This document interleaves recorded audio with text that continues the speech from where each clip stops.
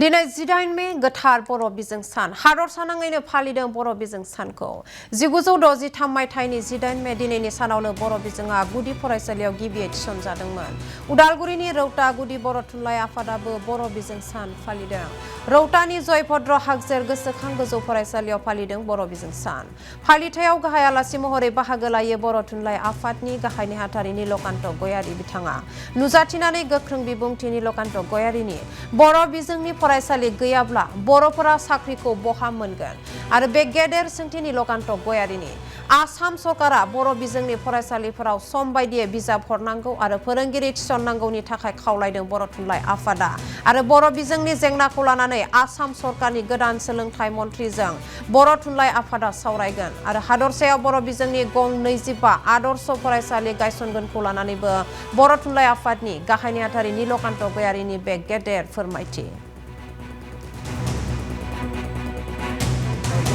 जोङो आसाम सरकारखौ बुंदों जे सम मथे बिजाबफोरखौ हरनांगौ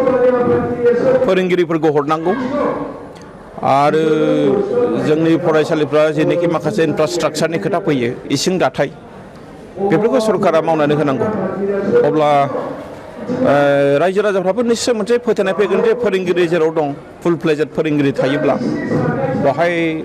फरायसाफोरखौ हरगोन जों बेखायनो खावलायगोन जे सरकारा बे बिथिङाव सिगांग्रो दायित्वखौ लानांगोन आरो लोगोसे रायजो राजाफ्राबो जों जायखौ बुंदों जे साख्रिनि खोथा बुंदों माने बर' बिजोङाव साख्रिखौ नागिरो दा साख्रिखौ नांगौबाथ' जोंहा बर' बिजोंनि फरायसालियाबो थानांगोन जुदि बर' बिजोंनि फरायसालि थायाबा साख्रिखौ बबेहाय मोनगोन जों बे मोनसे गिदिर जेंना दिनैबो बर'फोरनि गेजेराव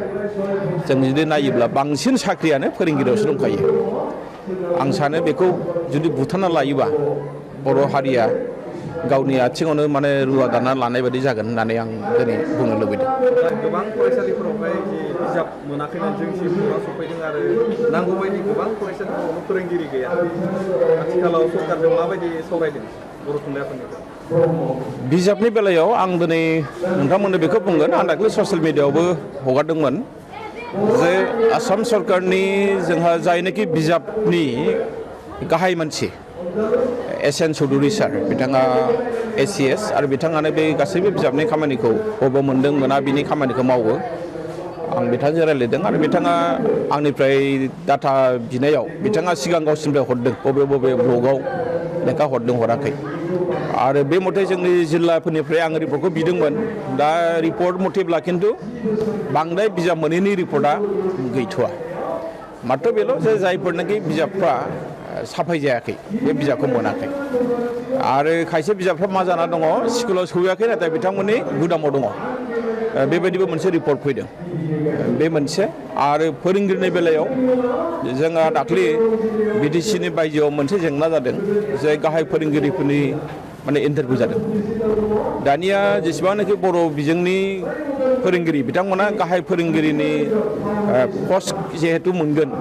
बिथांमोना इन्टारभिउ होनानै थांबाय गोबाङानो दा बेफोर पस्टआ BTRनि बायजोआव खालि जानानै दं आरो बिथांमोना जोंनो खोन्थादों बेवहाय जुदि थाबैनो फोरोंगिरि थिसनजायाबा बैहावबो माखासे जेंना फैगोन दा बे बेलायावबो जेब्ला जोंहा नै दा गोदान सरकार फैगासिनो दं फ्राय मन्थ्रिया सोर जागोन मागोन दासिमबो रोखा जायाखै दा बेखायनो जेब्लानाखि मन्थ्रिया सोर जायो आसामनि सोलोंथाइ मन्थ्रि जों बिथांजों सावरायनो थाखाय नाजागोन जोङो गोनां जायोबा जोङो BTCनि आरो लोगोसे आसामनि गिबि मन्थ्रि